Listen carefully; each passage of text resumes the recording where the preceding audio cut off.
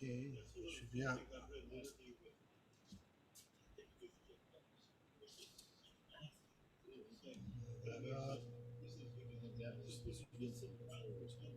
Nope. Oh crap. This is the other problem. The cursor goes away if I'm not careful and it winds up on there, which isn't going there. I don't know why that's not going there. So,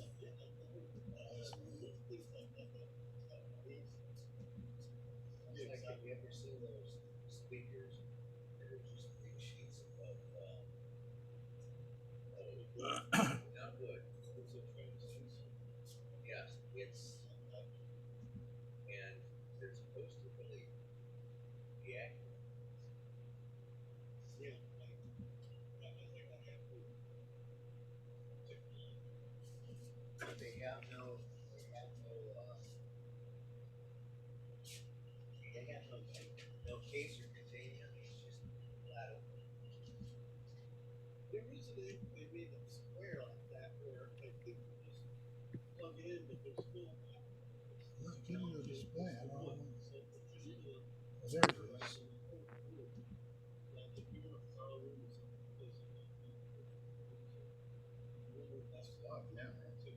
Yeah, but I lost Zoom.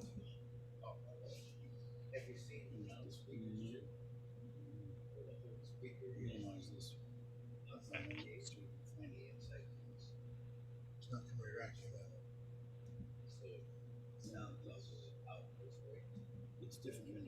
Yeah, I know it's another window, but that window's not showing.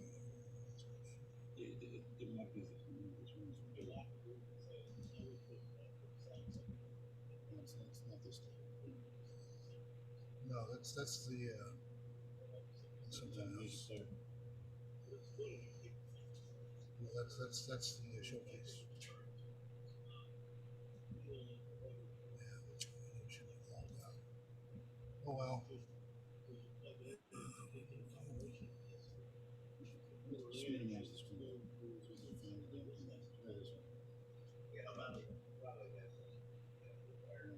No, that's that.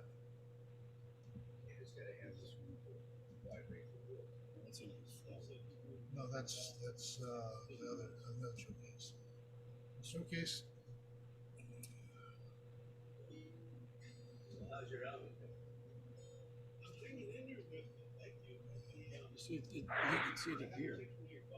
Yeah, I know, and that's why I'm trying to. There it is. That's all. See, it's layering the windows for some reason. All right.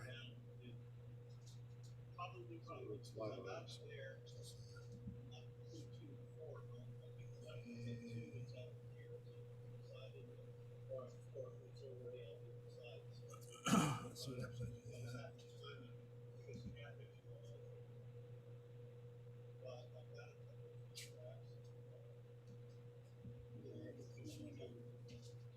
Let me make sure you get audio here.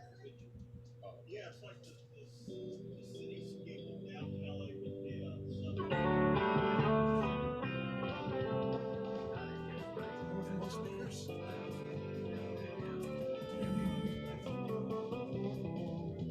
Your hair and your eyes are all I see.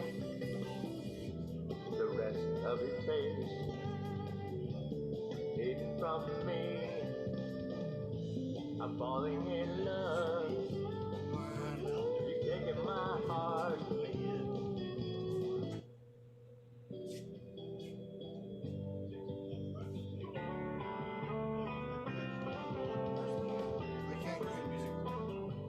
I can't get it open. It's not open.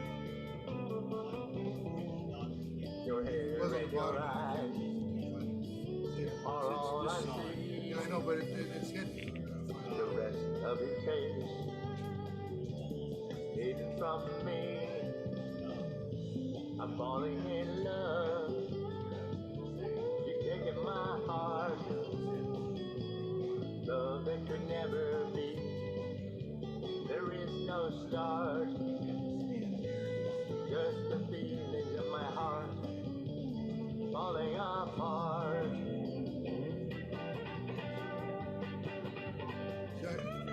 song that you're doing. No. That's the problem. It's not. See, it just starts over again, and I have to find. Well, see, iTunes is where it's. Here it is. Your hair and your eyes. That's why it's not going through. Okay. So now we're okay with that.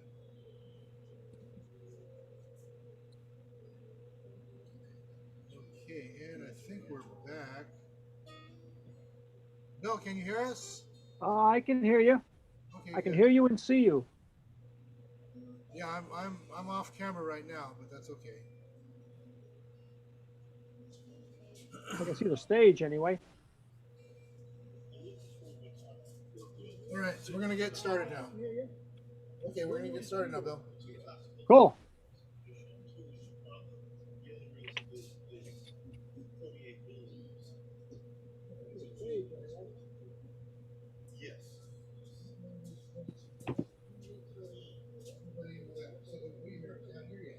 Cool.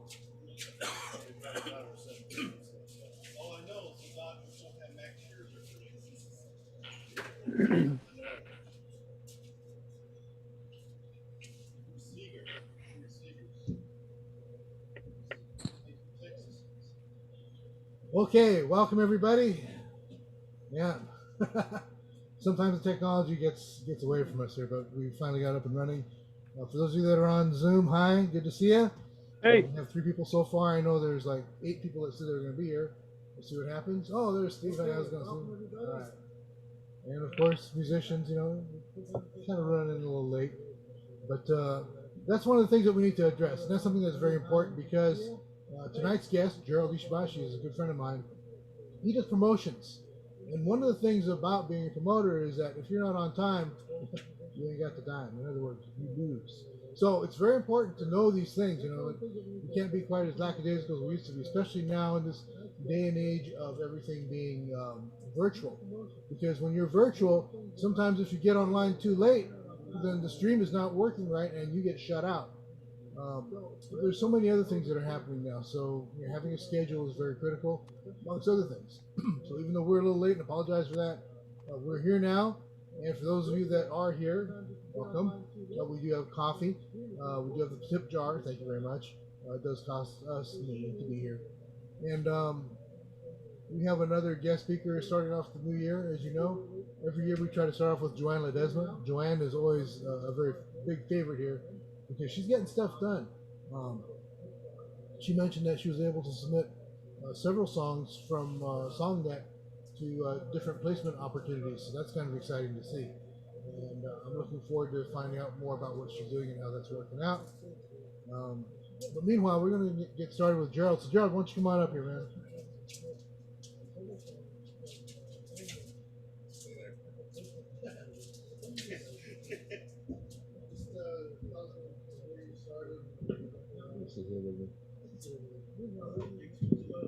Well, good evening. Thanks for having me. I assume you're all songwriters, right? Little background on me. I'm in the entertainment business, and I started out as an entertainer at a music store, and decided to start promoting concerts with my band, and it went along very well. But I think what you folks want to hear is something that pertains to how to get your music out there, right? I have 3 daughters in the business. They all write songs. They're actors, singers, and television, movies, theater. And I always told them to live their vision. And if you do it for free, that's where you should be. And so they pursued that. And the big question was, how do we monetize it? How do we make a life out of it? And so this has been our quest this whole time as we move along. And apparently some of the ideas work well because they're getting results. And as far as songwriting, you know, I've done a lot of live entertainment, producing, promoting, performing, and to us, you know, songwriting is the real estate of the future, right? For what you do as far as creating your own content. have a guitarist that works with us, and we have a group that we do a lot of Latin rock, and we always try to put one of his songs in to the set list. I think he's with ASCAP because he goes home, gets on the computer, logs in the place we played, how many people capacity, and a while later he gets a check for it. And so we're thinking if we could monetize that, it's a numbers game. So what we're looking for is how do we get more people to respond to what we do. And so the way we do it is that we play music from renowned artists, and that's our lure.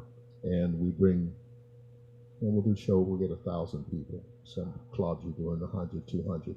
But to have that frequency, and then once we have our marketing plan to get the audience there, then we'll bring in what we feel is a qualified song. One show we were doing at the theater downtown, I had written a song, and I was a little nervous about it. I said, I'm not ready for this, as most of us are, right? And we haven't practiced it. So my buddy goes, play your tune. So I had a lead sheet. At the gig, we had some great musicians. There's 11 of us. And he kept urging me to do it. And I was nervous. I said, we haven't practiced this song. And we went a sound check, ran it down twice. First time we played it live was at the concert, and it went extremely well. And all my nerves went away after the song was played. But before the song was played, I was crossing my fingers, hoping that people would like it. And it leads me to a comment I heard once at the NAMM show at a symposium. There's someone somewhere in the world that's going to like your song. Just put it out there. The stuff you wrote 10, 15, 20 years ago that you feel nervous about, put it out there anyway. Because with current media, social media, Facebook, Instagram, all the different platforms, there's someone somewhere that's going to like that song you wrote. And our job as creators is to find a way to package it and to get it to them. It's better now than it's ever been before as far as access. And so that's where our focus is when we're looking at creating content and monetizing, hopefully currently and in the future, is to build libraries. And that's essentially how we go, what drives our live performances. We have a lot of fun, a lot of music, great musicians, but we're always in our mind, we're thinking like, we're really not going to get paid to do cover tunes, to do someone else's music. We'll get paid for the live performance, but as far as the residual benefit, what everyone hopes is mailbox money, it's going to come from original tunes. And so we're always looking at how can we develop an audience that resonates with us. And so the marketing component becomes very, very efficient and important for us, because if you're playing a song and there's room for 1,000 people and it doesn't resonate, chances are you're not going to get great results with it. But it's up to us to figure that out and to throw it out there. And I think for a lot of us as creative communicators, we hesitate. Whether it's good enough, it's the right audience, are they going to like it? Is the band going to be able to deliver it? And the litmus test is when you get a live room full of human beings that came there to hear you, and they really embrace your creativity. And so that's what we're constantly working on. And I guess most creatives are doing the same thing, but we found a way to do it by marketing concerts. And that's our way in to get recognition for our writers. That's on a large scale. People are just starting out. Open mics. I think you got to do it all. I think you never know who somebody knows. We've done performances where we've taken an 11-piece group and there's only like 20 people in the house, but one person liked what we did. That was the one person that counted. We can play 1,000-seater and we have a great time, but nothing resonates with taking it further. As far as open mics, you're doing the right thing, because Now you have access to the entire world. Uh, we worked with a lot of groups that were popular during what we call the heyday of rock and roll, the 60s to 70s. A lot of those groups that wrote their own music that you're familiar with. But they don't have what you have. They had to go to a record company, through a manager, agent, lawyer, pay the fees, get some kind of advance, go through all the process. They didn't even have electronic guitar tuners in those days. And then you cross your fingers and hope you have a hit. And we've worked with a lot of those artists, and they're amazed the access that all of us have now to the marketplace. You don't have to go through. I mean, everyone understands that you don't have to go through the same channels. You can self-release a tune out of your bedroom with an iPhone, and I think that's where a creative communicator, songwriters, artists, writers, painters, that's where they have to focus now, because it takes a lot of nerve to put together a concert, put up the money, rent the hall, do the marketing, sell it. It's a lot more convenient to master electronic media, social media. It's more cost effective. And you can sit there in the privacy of your own home and get it out there. But I would say jump. You never know who somebody knows. You use some of the legacy bands for your events. Talk a little about how you got started with that bass band thing. When I went to college, it was, should I get a business degree or a music degree? And I didn't fancy myself becoming a music teacher. So I said, well, I have an inclination towards business, so I got a marketing concentration. Eventually, it got to where I would approach corporate America, and they had a problem. They need to bring a lot of people to their properties on a repetitive basis, and we did it with music, with concerts. And so what I did was say, who do you want to attract? At the time, say it was a baby boomer audience, not too different than what I see here today. And so we really focused in on what that individual or group of people wanted to hear, and then we got the budget, put the show together, and we were doing Three Dog Night, Buffalo Springfield, Tower of Power, Blood, Sweat and Tears, Sergio Mendes, Nancy Wilson, great jazz singer, Blondie, Pat Benatar, Kool and the Gang, Casey and the Sunshine, I mean, just on and on and on. But we targeted it because we wanted to bring in large groups of people, so we went after the acts that would do that. If it was contemporary jazz, we're dealing with, most popular, Boney James, Keiko Matsui, Dave Cox, a lot of the artists that appeal to that particular segment. So if you're into contemporary jazz, we pretty much knew the hot acts to bring in. And then what's good was there's a lot of acts that we were friends with. They were very talented, and they had their own original music. Well, what I would do is I would put them on as an opening act, so they would get access to that same market. So that's another thing you could do, is to find a way to ally yourself with that particular marketplace. Say the headliner brings in his or her market, and there's 1,000 people in the room. Whatever it takes, be the opening act. It's all, especially if definitely if you're in alignment with that audience. And then, it almost doesn't matter what you get paid. What you want to do is have access. We found, and my daughters found this out because they did all my merch at my concerts. So we're doing concerts, say this is in Newport Beach. At the time, a CD you could sell for $20. We'll have an act come on, and I'd walk on before the show, and I'd tell the audience, this is Newport Beach, so there's 5,000 people out there. And I would say, give me your CDs. I would take several CDs of the artist and say, this artist is so great, you're going to want to take them home with you tonight. And they're on sale right now behind the stage, and the artist would gladly autograph them for you or personalize the CD after the show. We sold CDs at $20 a pop all day long. The next day, you couldn't give them away at Walmart for $5. It's the heat of the moment, the emotion of the event sold the CD. And so we learned how to market that way and not take advantage, but to leverage the emotion of this audience. And so imagine if you were there, there's 5,000 people, and you were, say, if you were the headliner, great. You're getting paid your performance fee and whatever other amenities that you negotiate.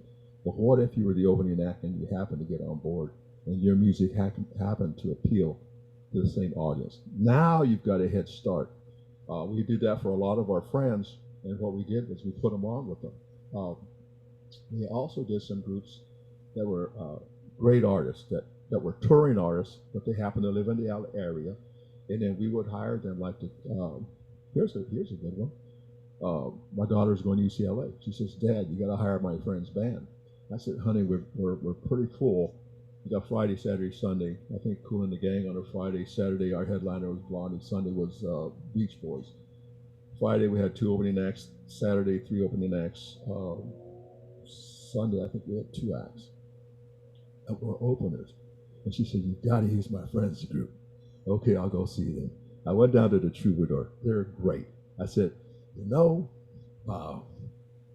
great songs, but they might want to change their name. And it was a group called Kara's Flowers. And she goes, "Why?" I said, "Well, who's Kara? It's all a bunch of guys."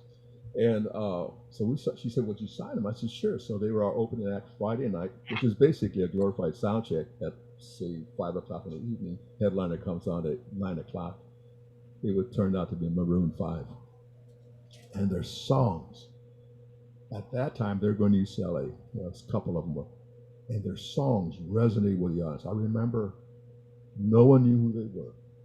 And they got that opportunity to get on the stage. And it wasn't the only one. I'm sure they did dozens of them.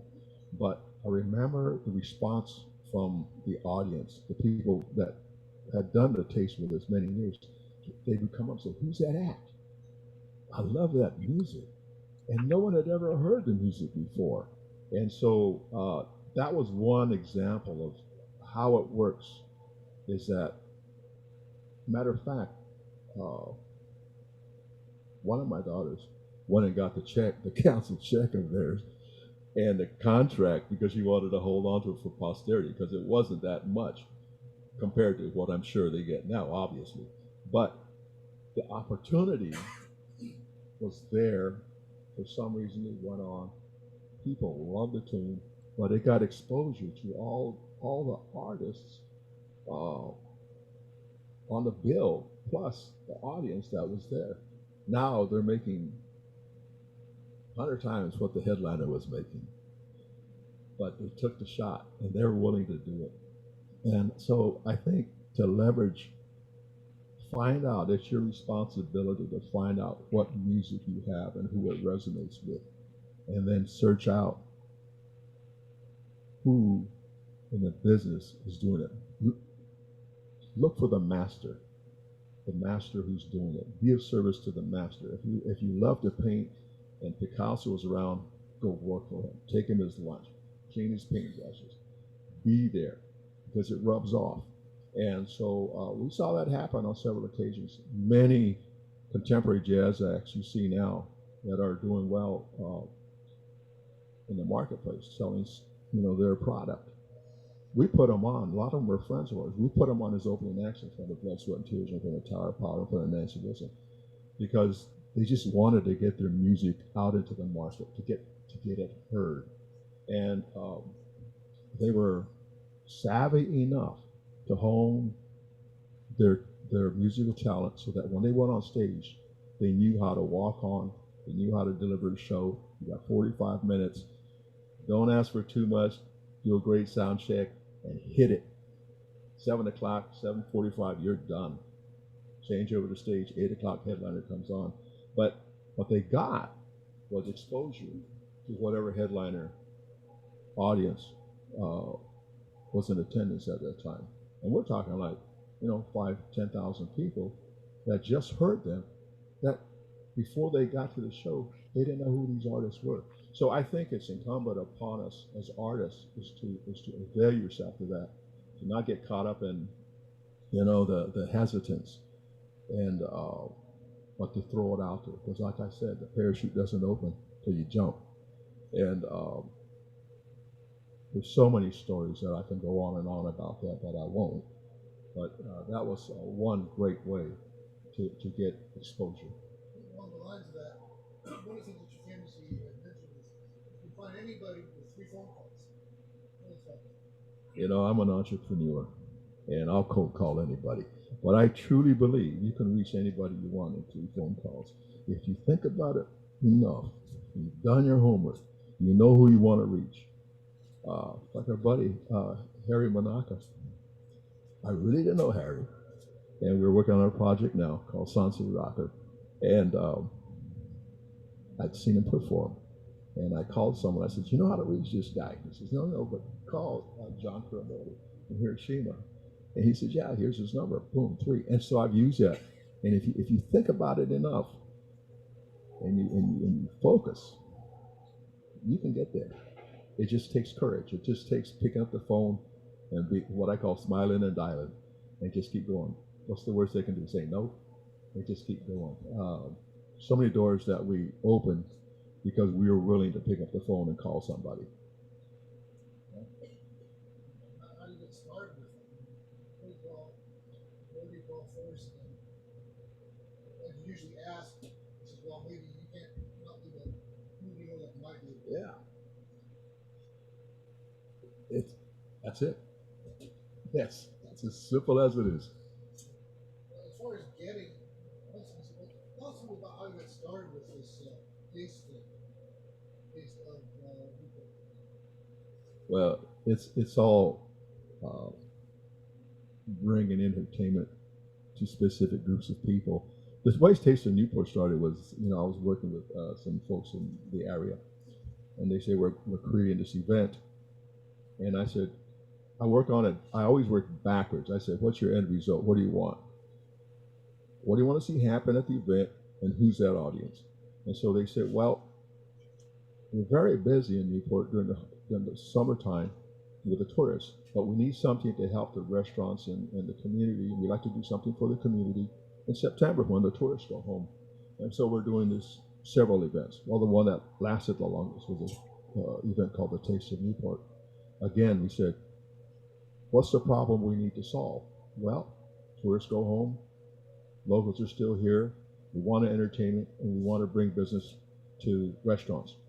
And so we put it all together, and my job was to put the music marketing program together. So I said, who's the residents within, say, a 40, 50-mile radius, tight within a 10-mile radius, real tight within the 5? What do they respond to? What kind of musical artists will they enjoy? What's my budget? And then I would strategically line it up. It turned out that Friday turned out to be our party night, Kool and the Gang, Case and the Sunshine Band. Saturday was our date night, Blondie, Pointer Sisters, Rick Springfield, Pat Benatar. Sunday was our family day. You go to church, wash the car, let's go to the Taste, Beach Boys. And so we strategically placed them like that. And what I did was, most of the opening acts were friends of ours who were very talented. And so we'd line them up strategically on those same nights or days. So Friday, if it was a party, bless his heart, my buddy Bruce Conte, former guitarist for Tower Power, always had a killer band. He was always one of my spots on Friday. Saturday, and then we would do it, and pick them. And they always had product. They always, in those days, they always had CDs, still do. And they can still go out and merchandise because now they're in an environment where we're doing 80,000 people a weekend. So somewhere in there, they got noticed. how do you pick these local artists that don't know you? Well, they called me. And they sent me, in those days, they would send CDs, press kits, call me up. Hey, I heard you do this. I talked to them, and if they were the right act, if I was looking for that artist, like my daughter just happened to turn me onto the her buddies from UCLA. And I went down to the troubadour and heard them. And I said, yeah, they're great. And then the others, I would get so many submissions. We get VHS tapes by the boxload. And I had my youngest daughter, who's now appearing in La Jolla Playhouse with To the Yellow House. She was starring in Cambodian rock band on tour. And I would have her go over them. And she would listen to it and critique it. Dad, this act is great. You know, the singer needs a little work, but, you know, might work on your Friday night, you know, and they would start going through the different submissions. That's how we did it. And people would just call up, and after a while, here's a marketing idea I had, speaking of which. It's not about songwriting, but my thought was, I'm a big Louis L'Amour fan. I like to read about the, Western stories. And there's one story when I was going into this, in that particular neighborhood, a lone cowboy rides into the valley. You have cattleman and a rancher, and they both needed water. And they were fighting each other all the time. Silently, quietly, he started buying the water rights up on the hill. Cattle needed water, rancher needed water. Pretty soon, he just let everybody fight. After a while, he had the water rights. My marketing concept was, I wanted the water rights in music. So we ended up doing the Hard Rock Cafe's concerts. George Thorogood, Brian Setzer, Chris Isaac, Neville Brothers. We were doing the Marriott Jazz series, the Fashionata music series in the Taste of Newport, the Park Place music series, the Park Place afternoon series. So we had about over a half a dozen well-placed, high-profile events, high-quality music events that we funneled music through. And so we had a lot of opportunities for artists. And it was great because we were able to bring a lot of friends, and people we didn't even know that we would find artists that were, like the one I told you about, that my daughter brought, that because we had the opportunity, we had the show, we had the soundstage lighting. I mean, we brought in real soundstage lighting and generators, and we were able to bring in the headliner and then strategically find who would support that particular artist. And that's how we did it. Well, we've got a few things to listen to, so let's just kind of mention what you think about it, and we'll play it, and then we can put it off a little. Let me sit down. Just saying here, I gotta run that. So. Okay. But just make some commentary, and we can put it off after the verse and goes into These folks are all checking in too, right? Yeah, well, there's stuff on the computer as well.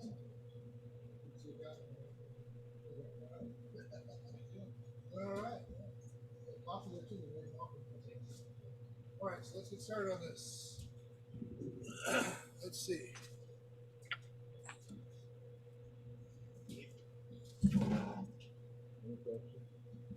So yeah, you can ask questions as we go along. Yeah, if you guys have any questions, check them out.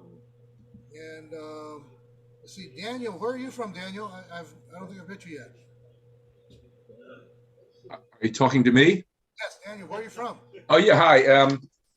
Well, I am originally from Philadelphia. You can ask questions as we go along. I live in Santa Monica at the present, but at the moment I am in Philadelphia again.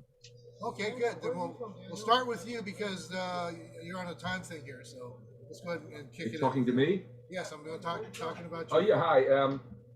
Well, I am originally from Philadelphia. I live in Santa Monica at the present. I'm in Philadelphia again. Okay, good. We'll start with you because At the moment. Are you talking to me? It's running through. Hold on. Well, Let me kill the. Originally from Philadelphia. Oh. Have it up too loud. That's why it's. Yeah. In Philadelphia again. Okay, so Dan, did you want to say anything about this song? At the moment. Yeah, this song, it's entitled Dial Tone. And I wrote it with one of my main collaborators, Miss Merrilee Weber. Yeah. and it's been performed by various people, and this is one version of it. Song, it's entitled Dial Tone. Okay, sorry, it's looping. And But I we'll wrote it with one of my main collaborators, Miss Marilee Weaver. Yeah, Marilee's also one And of the regulars here. So. and it's been performed by various people. This is one version of it. Okay.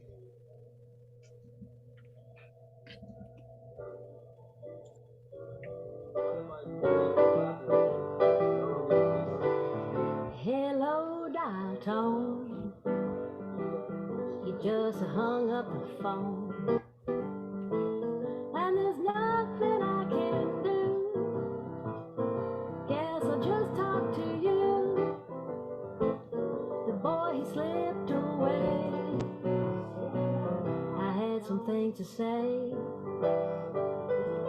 Well, hello, dial tone. I really should have known that we'd end up this way. Well, hey, hey, hey, I guess my chance is blown. Hello, dial tone. All right. Good job. Nice. Yeah, I gotta figure out how to get rid of this looping. Hello, dial tone.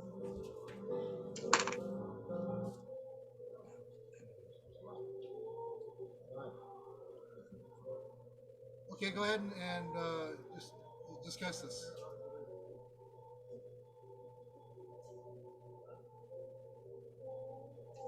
Let's see if I can kill this here.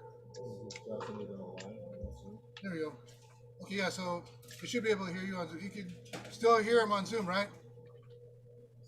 Can you guys still hear the Zoom feed? Yeah. Okay. So go ahead and just talk about the song a little bit, what you like and what you think about the artist and all that. The singer is my co-writer, Marilee. So are the singer and a songwriter in collaboration? I mean, Yeah. regularly? Yes, I wrote the song with Marilee, and she's the one singing it. I can't hear. I'm not sure if I'm supposed to be talking.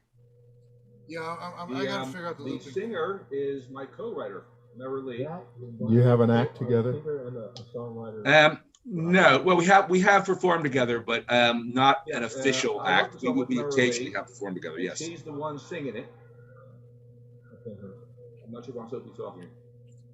I got to figure out the singer is looping. I can't hear. You have an act together?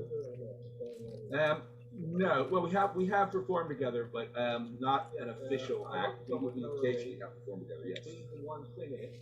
My personal opinion, Jimmy, Yeah. can they hear me? Yeah, they can hear you. That lends itself to an act that I would put on at a festival. If they had a great live performance, 10 tunes on a CD, I would put them in front of an act, an artist, and they would probably, with that kind of energy, depending on their live performance, that's what would sell it. You know, the presentation of that live emotional hook, and then that's one of the things I would think of doing. Okay. Thank you. Okay, cool. Okay, let's try this next one. Do you have any other questions or comments? Anybody? All right, we're working on this. All right, next we got, let's see what we got here. Bill Dumas. Bill's online. And let's see if this works.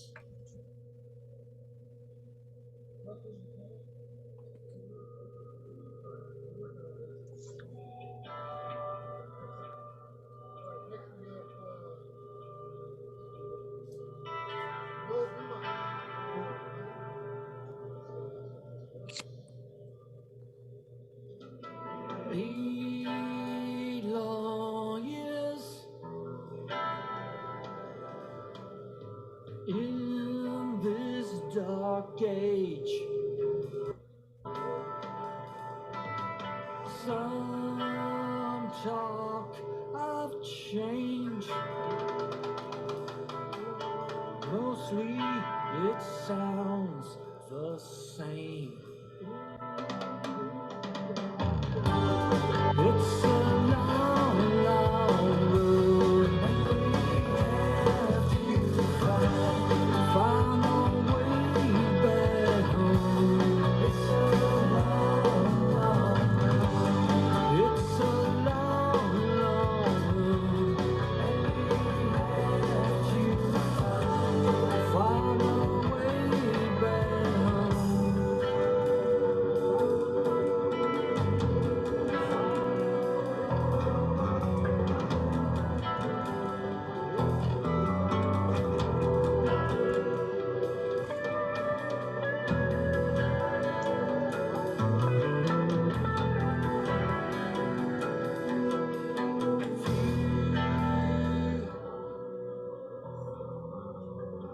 All right, good job, Bill. Thanks. Good.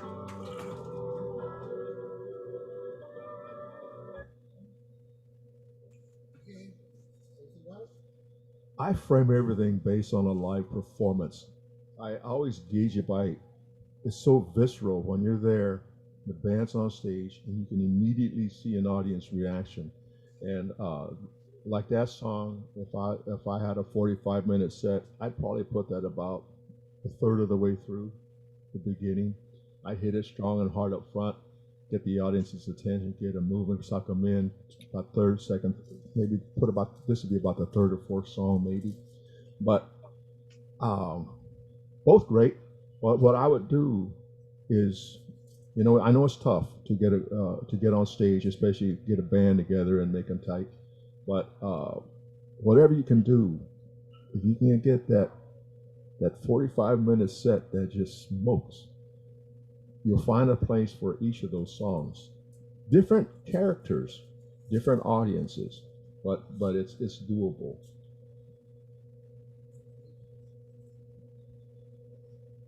Okay. Let's see. Next up, we got Emmanuel. Or actually, Bill, did you want to say anything about make any comments yourself or? Yeah, no, I think that's a really good comment because it's definitely not a set opener. It's a song that it's kind of like it's the song that you kind of reset your set. Once you have everybody up and going, and then you kind of drop it back, so you have that up and down flow of a set. I think it's I think it fits that way. Yeah.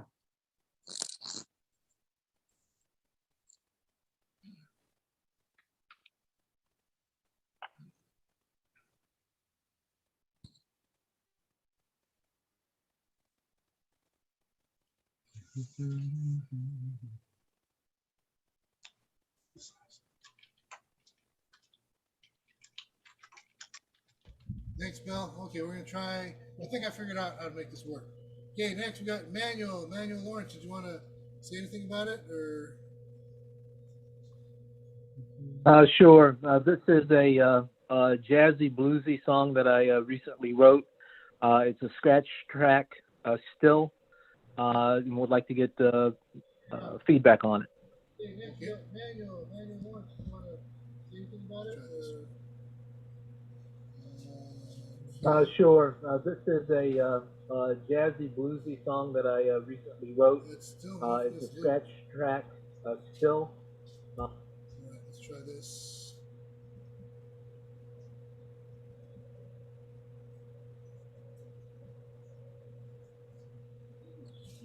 YouTube channel. Okay. Wrote. It's a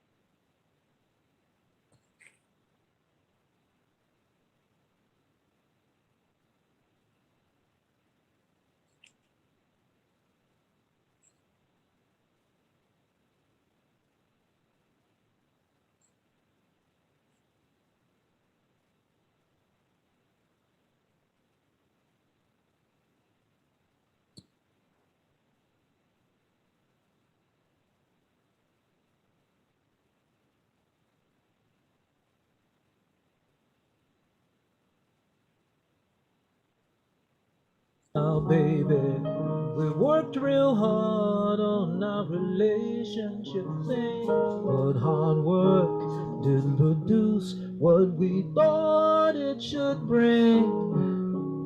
Now it's a sad fact, it's a sad, sad truth. Now, baby, we've got to admit there's no future, me and you. Almost time to go now, you must know.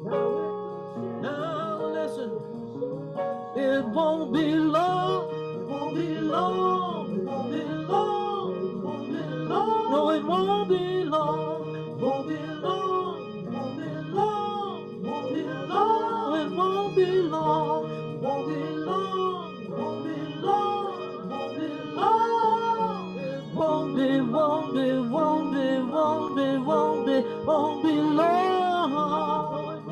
It won't be long.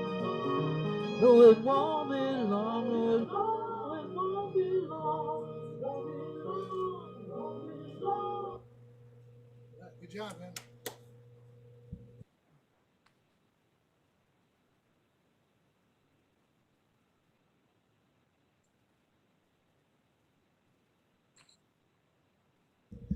There. Okay. Okay.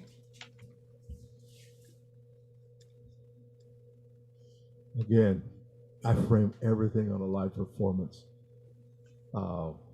Generally, it's in 45, 60, 75, maybe 90-minute sets, increments.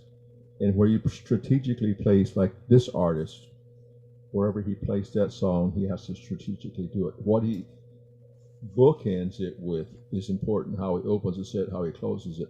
Because, back in the day, there were hit singles. Now, that's possible, but I come from a live environment where you have to move an audience for a set amount of time, and you have to strategically put your set list together. So each of these songs, all three songs, have their place. The first one reminds me of a gal from Northern Cal, LaVey and the Red Hot Skillet Lickers, I think it was called. Never got to use her. Another group called Mumbo Gumbo from the Bay Area, and they had tunes that you folks have never heard of probably, but they worked very well in front of a live audience, and they knew how to structure their set. So strategically, I'm not like those guys from all these shows you see on TV where they pass or play. I think there's a place for all these tunes. You got to work them out. You got to be a good craftsman or woman, but it depends on how you factor it into the whole project. There's one group. My daughter and son-in-law went to college with a guy named Scott Bradley, and he just didn't come up with an original tune, but he took new songs and made them vintage, called Postmodern Jukebox. And the excitement that he would create online with one song. He started doing it with just a little iPhone in his apartment in New York City. My daughter was helping him, and it took hold. I think he's got a major tour. They had a residency, I think, at the Wynn in Las Vegas, but they didn't have an original tune. That was their way in. If he wanted to do an original song right now, he's going to have an audience. But he found a way in to first develop followers, monetize his performances. He's online. You can see him all the time. And that was his way. And I think if he came up with an original tune now, they'd probably get a lot of audience members buying into it. But he found a way to structure all his content first as singles. They're quirky, they're unique, found an audience, major tour. Now if he wants to do an original song, boom, he slides it right in. It's probably on his agenda. But that's what I look at with all these tunes, is that, who are we to say, like I said, there's someone somewhere in this world that's going to like your song. You just got to throw it out there. So every one of them, whatever their personality is, their brand, their image, their marketing, that's a lot of their responsibility, is to figure that out. Because otherwise you're just tossing money into the coin toss. but to be strategic about it. Know who you are, know who your audience is, and then you can make just about almost anything fit. Okay, good. Now we're at the people that are here. So, Ed Lackey, did you want to say anything about your song? I performed it last time, but go ahead and let it go. Okay.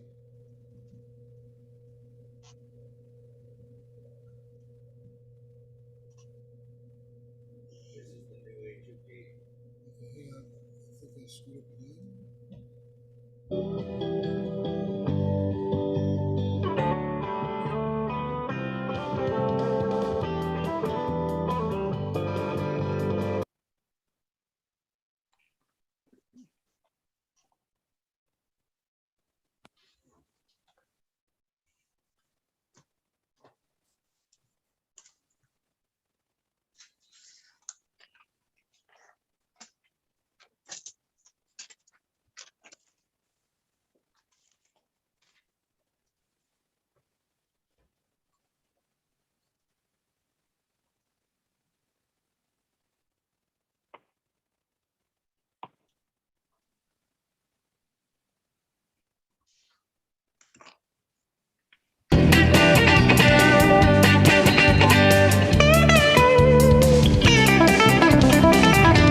We can't hold hands. There is no romance. I wish we could, but I see no chance. I'm falling in love. You've taken my heart. We can't hold hands. That could never be. There is no romance, no start. I wish we could. Just a feeling in my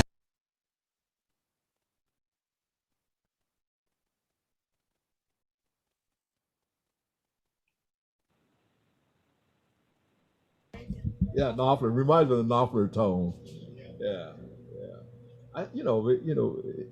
Finesse it, work it out. Don't overcook it though, and just throw it out there. There's going to be a shot somewhere. Like I said, if you're an artist, which you are, and you're going to present this, it's one thing to stand alone. Because how many times have you gone to a concert with a major artist, and very few of them you know every tune. There's always that one song. So, but you don't know which one's going to hit. I have a friend. He's got a song that everybody covers it. He got it on Michael Bublé's album, and it made a ton of money. It's called "At This Moment," Billy Vera, and I've had Billy Vera at my events for so many times, over and over and over and over again. I mean, some of the tunes that he does are originals, but people in the audience never heard the song before, and they across the spectrum, A to Z. They're a little shuffle. Some of it's bluesy. Some of it's like "At This Moment," a kind of a love song, and a lot of artists covered it. All he needed. Well, he's got a lot of tunes that are published, but that song, everybody covers it. So, but he's written thousands of songs, So I would just keep throwing them out there because you never know which one's gonna hit. I keep looking back at the music when we were growing up. Everybody had a band, and some of the B sides became the hit. The A side that the record company was counting on. All the experts said this is the hit. And you flipped it over, and the B side got it. So that's why I said this business you never know, but you got to throw it out there. I would fine tune it, and then figure out what the rest of your catalog is, and then strategically place it, because there's always, there's that opening number, the backup number, and the third number. Then you do your talk. Then there's the follow-up number. Get into the next part of the set, and there's your 11th hour number, whatever that is, and start looking at it like that. You don't have to belabor it, but consider it.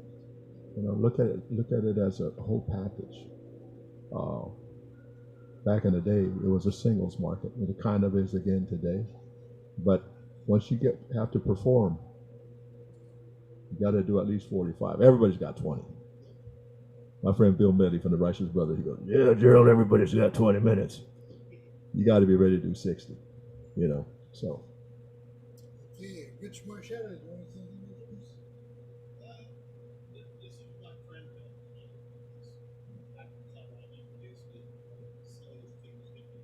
Okay.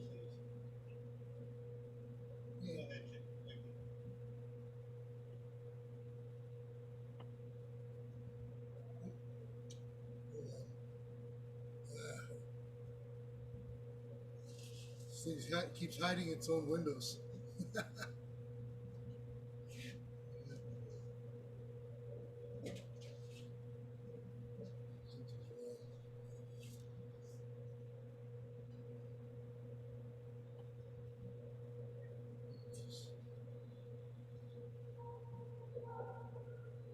Should be there. Wait a minute, I got it.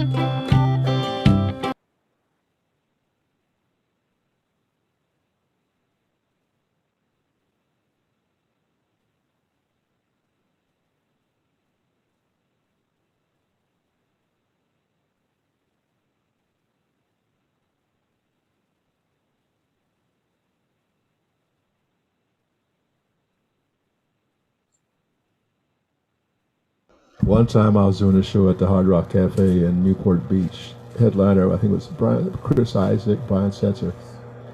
We had 10,000 people in the audience, and we're going on and getting ready to go on. And one of my guys comes up, hey, there's somebody at the gate wants to talk to you. He's supposed to be playing today. Little did I know, the record company had sent this artist that they thought was going to break. And I said, well, okay. So I go over there, and there's a guy in coveralls, no shirt, denim coveralls. Looks like he had sandals on and a guitar case. I said, yes. Can I help you? He says, well, I'm supposed to open up today. I says, oh, great. They haven't told me. What's your name? He goes, I'm Ben Harper. Now I go, oh, that guy. But at the time, he just came in with his guitar, coveralls, no shirt, walked in. I said, well, let's get this guy set up. How long are you going to do, Ben? He goes, yeah, they told me whatever I want. I said, yeah, half an hour good for it. He says, yeah, whatever. Got him a chair, a folding chair, because we weren't expecting him. Put it up there, got him a mic on his guitar. You good? Good. You got that monitor? Okay. And he nailed it, and people went crazy. But no one had heard him, but the radio station just sent it to us. And it was magic. One guy, one guitar. No band, no tracks, no percussionist, acoustic guitar, and him. It was amazing. Another guy did that. His name was Francis Dunnery. Haven't heard from him since. I've got his CD stuck away, but he came. We're doing a show in, what's Bob Dylan's son's name? Jacob. He was the headliner. Guy comes back, says, I'm supposed to open up today. Okay, they didn't tell us, but we'll take care of it. Is this legit? Okay. There was this guy named Francis Dunnery. He went up there and played acoustic guitar. I remember he had an ovation, and he killed. And everybody wanted to buy his CD, but I haven't heard from him since, Okay, I don't know what happened to Zoom. Zoom disappeared now. Forget Zoom, just play. Okay, next up we got Larambe. Do you want to say anything about it? Where'd he go? Just saw him. Yeah, it's just a track from my fourth album. Okay. Let's try Hopefully it's forthcoming.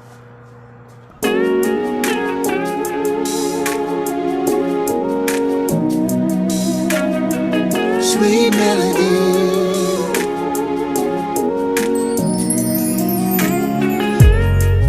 heard her loud and clearly.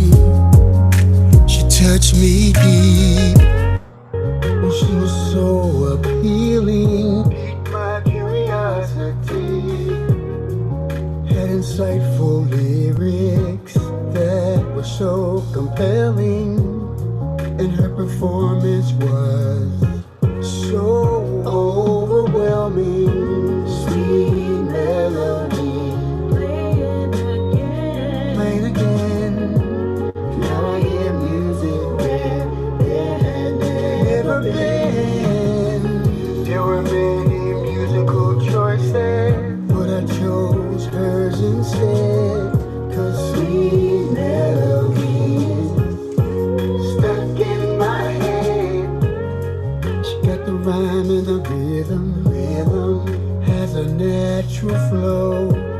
She sings with conviction. All right, very cool. That's nice. I hear a B3 in there with some horns, I frame it based on live. I see a stage, and I picture the artist delivering it and the audience rapport. I always set myself at the end result saying, how is this going to move humanity? And soulful. Okay, well, we've got just one more here. Steve, anything about that, Steve? It's written about people I met in New York. Where? In New York. I love New York.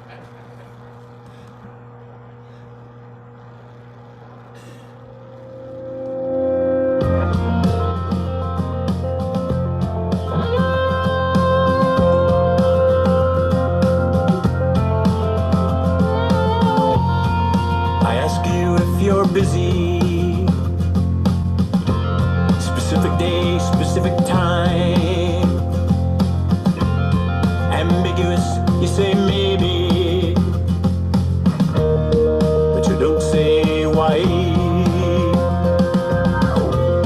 Don't know what's going through that mind of yours. All those faces swimming inside, searching for your answer or your reasons why. And the reasons why. And at the last minute, sometimes with no word, you cancel on me,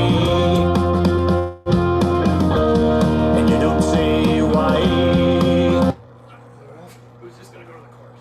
Go to the chorus. Please go to the chorus. All right. Please go to the chorus. And you don't say why.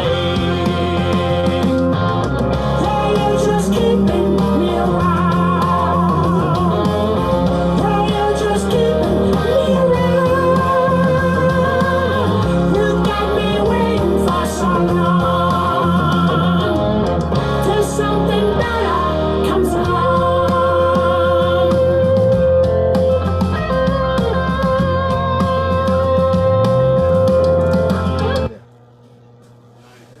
Cool. Did you play on that too? Oh no, I just sing. I mean, I wrote the song and the lyrics, and I did the vocals, but I didn't play the guitar. Yeah. Yeah, the guitar player is very. Yeah. That's nice. Yeah, you know, again, for the 15th time, I frame it on a live performance. I saw it, you know, in an environment. I know the instrumentation that I like to hear it with. I can see the audience's faces. I can feel their vibe. That's how I gauge it. That's how I format all my concerts. I see that first. Is this going to fit? Or where is it going to fit? You know, which artists do I line it up with? And like I said, there's going to always be an audience for your content. However you look at it, there's such a diverse array of expression here. And I still, from my point of view, because I'm a live guy, and you know, we have a lot of songwriters. We have access to the greatest musicians in the world here in town. You guys probably know them all, some of them. But to put them together is magic. And like your tune, you know, you mentioned New York. You know, my daughters went to school back there, Marymount, Manhattan, Upper East Side, performed all around New York. So we've been very familiar with the venues and like the public theater and whatnot. But you can see it. But where does that fit in your set? Because you know, on a CD, like, you know, Billy Vera says, Gerald, just do 10 tunes. Record company doesn't want to pay more residual than 10 songs. You know, so we're looking at, okay, those 10 songs. Will that 10 songs give you a show? And it's like a play, beginning, middle, end. You know, how do you bring the audience in? How do you set them up? And easily segue into the second tune, the third tune. Because you don't want them clicking off after the first song and saying, okay, I've heard it. It's got to be a total experience. And so, you know, I know, you know, where I would put that song in a set. But I would know what I have to bookend it too. You know, I would know pretty much what kind of choices I would make on the instrumental solos. And, you know, I would say, you know, get that in hand. I think a songwriter was put here for a reason. There's no right or wrong. There's always going to be somebody that's going to like what you do.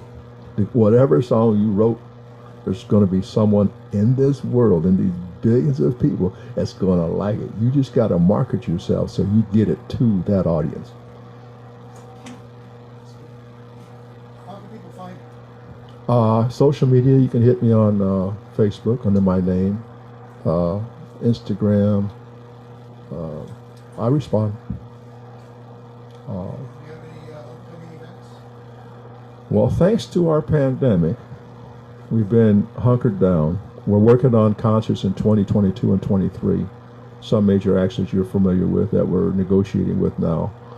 The challenge, I've got a group I created called the Island Crooners. If you can imagine Bobby Darin and Down Home Meet the Rat Pack. We're looking for original tune. But we play with big bands, and we have PBS interest. And that, we film some footage, but we're looking for more. I'm also working with, Harry's thing. We got my best buddies wrote a book called Sensei Rocker. We're working on a project with that, a live project. I've got a Latin rock group, 11 pieces, with some phenomenal musicians that we were doing concerts before this all happened, and we're looking to get back out. We're chomping at the bit, but it's tough. I mean, when the pandemic hit and quarantine came down, everybody came home. My buddy manages Blood, Sweat, and Tears. He says, we're coming home. It's off. Tower of Power came home. A friend of mine, musical director for Diana Ross, he says, it's canceled. We're coming home. I mean, it's just like one weekend, the whole industry shut down. And we were hoping to come back last summer. Didn't happen. Everybody started booking dates, and they'd have to replace them. So right now, there's a lot of jostling. Even like Segerstrom Center in Orange County, they're moving acts that they thought were going to play in the next month, but we're still dealing with this. So right now we're sketching out 2022 and 23. Hopefully by March we can start doing something, which is pretty close. But we know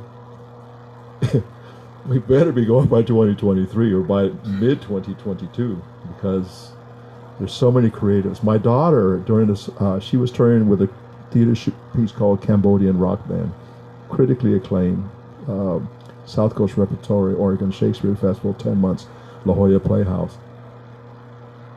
They closed their run just before the pandemic came, and she put a plug in for her. She's there now at the La Jolla Playhouse in a show about Van Gogh, and she's created something called beanartshero.com. If you can go look it up, beanartshero.com. It was my daughter and a couple friends. She says, Dad, all the songwriters, the spotlight operators, the ticket takers, the artists, the agents, the managers, everyone's out of business. And the sad thing about it was she says, there's some people that came off tour, like some of the roadies that, they lost hope. And so they created an initiative to get funding from the government for the arts sector. And they got to Congress. They were asking for something like $3.4 billion, gutsy kid. But they got the ear of people in New York who at first said, these are a bunch of young folks. But they had to come to the table.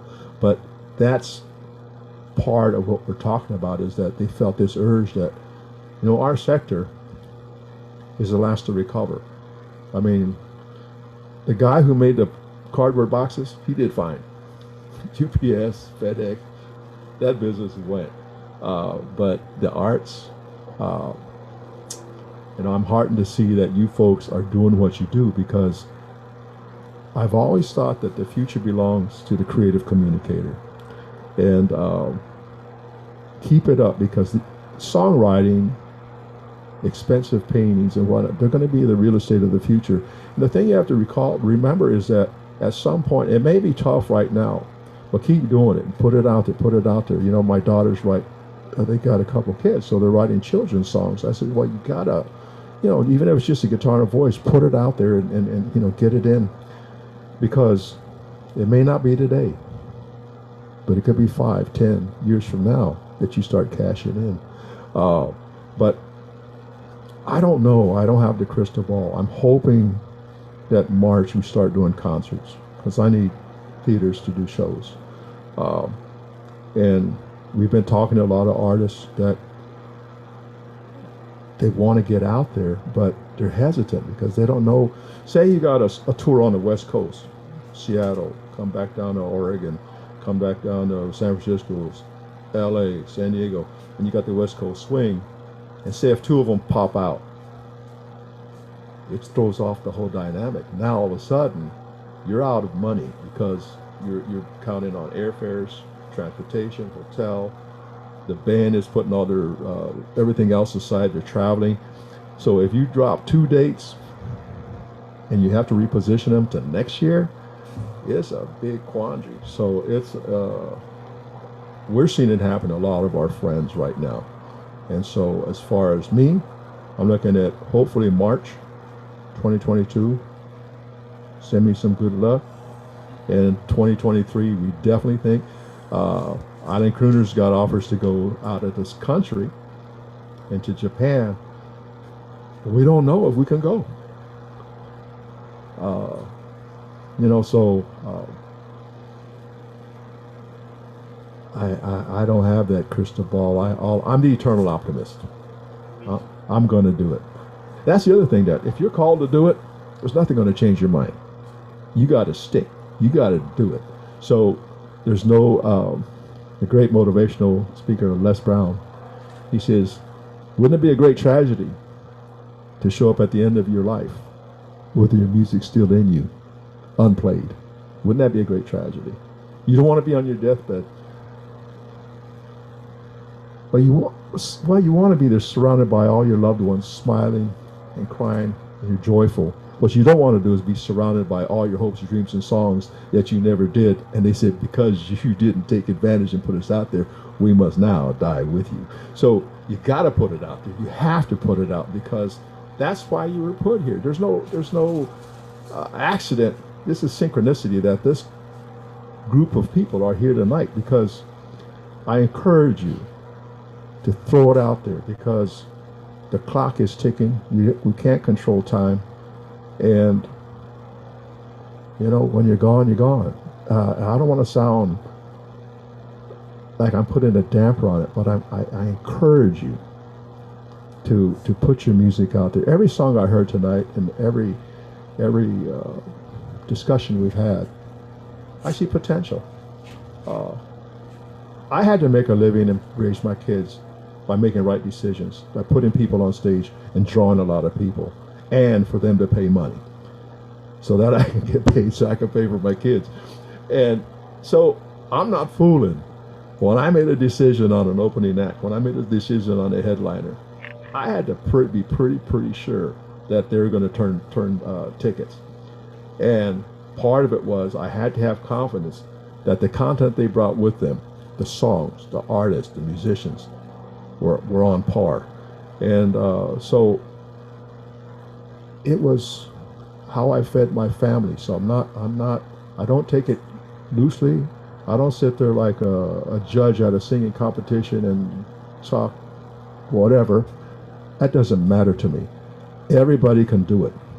You got to have the hunger in your belly, because that's why we were put here. I think part of the thing I told my daughters when they were young, I said, one of my responsibilities as your father is to help you uncover your vision in life, why God put you here.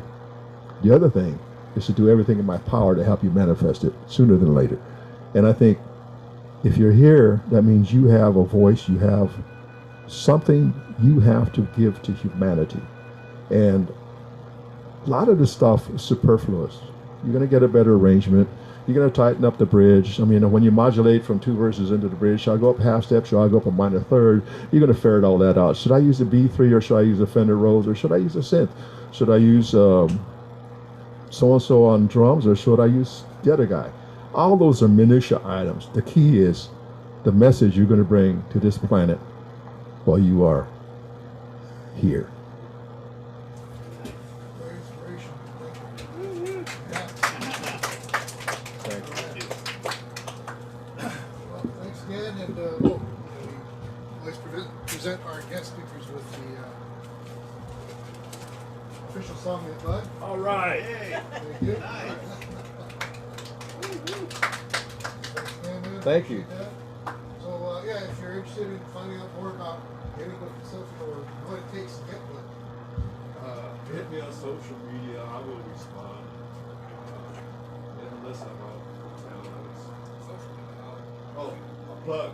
You like, some of you might like Hallmark movies. Go check it out, my daughters. I just came back from Natchez, Mississippi. I just came back from Natchez, Mississippi. I was with my 4-month-old granddaughter and my daughter starring this movie. And It's called Every Time a Bell Rings. It's on Hallmark. Check it out. But what's interesting was one of the actors, this is why I bring it up, was a musician songwriter. So he's Wes, I think his name's Wes Brown. Nice cat. So we went there for 3 weeks.